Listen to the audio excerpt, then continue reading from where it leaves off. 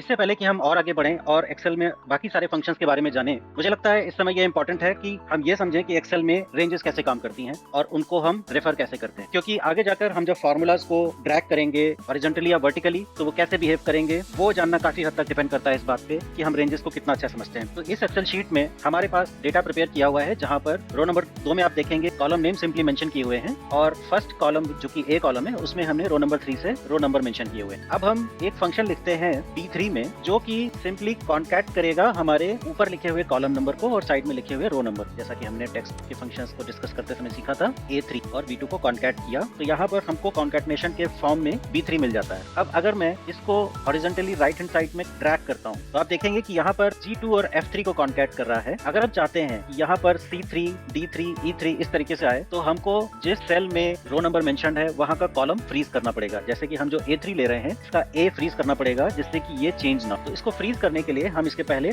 Dollar sign लगा देते हैं। अब हम जब भी इस फॉर्मूला को ड्रैग करेंगे तो हमारे A3 का A पार्ट कभी भी चेंज नहीं होगा और हमें वो रिजल्ट जो हम चाहते हैं वो मिल जाएगा। अब देखिए B2 और A3 को हम यहाँ कॉन्कैट कर रहे थे, यहाँ पर हम G2 और A3 को कॉन्कैट कर रहे हैं तो A हमारा आगे नहीं बढ़ता है, जबकि जो पहले सेल का कॉन्टेक्स्ट है उसमें जो कॉलम नंबर है वो आगे बढ़ता जाता है। इसी को अगर हम नीचे ड्रैग करते हैं तो अब यहाँ पे आप देखेंगे कि लास्ट वाले सेल में हम B8 और A9 को कॉन्कैट कर रहे हैं। तो A9 तो ठीक है, पर B8 जब हम कॉन्कैट करते हैं तो हमें बहुत ही अजीब सा रिजल्ट मिलता है, जबकि हमारा एजम्पशन ये था B2 और A9 कॉन्कैट होना चाहिए। तो इस केस में जो हमारा रो नंबर चेंज हो रहा है जब हम B2 को मेंशन करते हैं उसको हमें रोकना है। उसको फ्रीज करने के लिए रो नंबर के पहले हम डॉलर लगा देंगे, तो इसको ड्रैग करने से ये चेंज नहीं होगा। जब मैं कहता हूँ ड्रैग करने से, कॉपी और पेस्ट पे भी सेम इफेक्ट होता है। यहाँ पर हम रो नंबर और कॉलम नंबर सही से ट्रीट कर पा रहे हैं। अब अगर मैं इसको कॉपी करके और सब जगह पर पेस्ट कर देता हूँ तो हमें प्रॉपर कॉन्कैटनेशन मिलता है रो नंबर और कॉलम नंबर का। अगर हम कहीं पे भी डॉलर मेंशन नहीं करते हैं तो हमने जैसे शुरू में देखा था हमारे रो और कॉलम दोनों ही फ्लोटिंग होते हैं। अगर मैं मान लीजिए A3 में रो और कॉलम दोनों फ्रीज कर देता हूँ तो ये उस सेल से वैल्यू कभी भी चेंज नहीं होगी, ना रो चेंज होगा ना कॉलम चेंज होगा और हम हमेशा 3 लेते रहेंगे क्योंकि हमने उसको फ्रीज कर दिया है A3। इस तरीके से हम समझ सकते हैं कि कैसे हम रेंजेस को एड्रेस करते हैं। अपनी जरूरत के हिसाब से हमको रो कॉलम फ्रीज करने पड़ सकते हैं, इसलिए मुझे लगा कि ये वीडियो बहुत जरूरी है। इसके बाद हम आगे बढ़ेंगे फॉर्मूलाज को सीखने की राह में। इस चैनल पर आपकी प्रोडक्टिविटी